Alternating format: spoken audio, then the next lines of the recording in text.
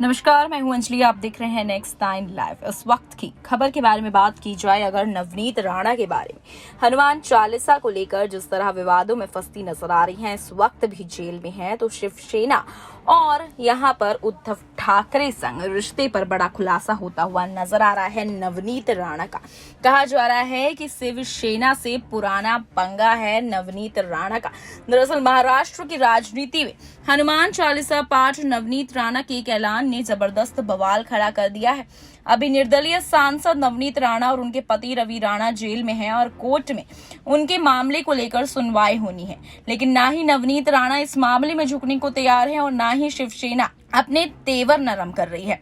दोनों के बीच तानातानी नई नहीं है, ये अदावत पुरानी है। इसलिए कहा जा रहा है कि उद्धव ठाकरे और शिवसेना संग यहाँ पर नवनीत राणा का पुराना नाता है। वैसे तो नवनीत राणा ने सक्रिय राजनीति में कदम 2014 में रखा था, लेकिन 2011 में शादी के बाद से ही वे अपने पति रवि राणा के लिए चुनावी प्रचार करने लगी थी। मॉडलिंग, एक्टिंग कर चुकी थी, लोकप्रिय चेहरा थी, हर कोई जानता था। ऐसे में लोगों का भी उनसे मजबूत कनेक्ट रहा और प्रचार के दौरान उन्होंने इसका भरपूर इस्तेमाल भी किया।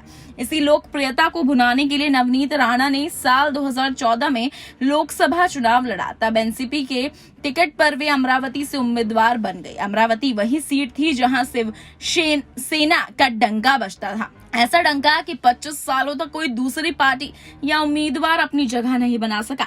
फिर बारी आई 2014 के चुनाव की। इस चुनाव में नवनीत राणा की राजनीतिक पारी एक हार से शुरू हुई। वे तब शिवसेना के उम्मीदवार आनंद राव अडसूल से हार गई। इस हार के बावजूद नवनीत ने खुद को अमरावती क्षेत्र में सक्रिय रखा। उनके धुर प्रतिद्वंदी भी आनंद राव अडसूल ही रहे।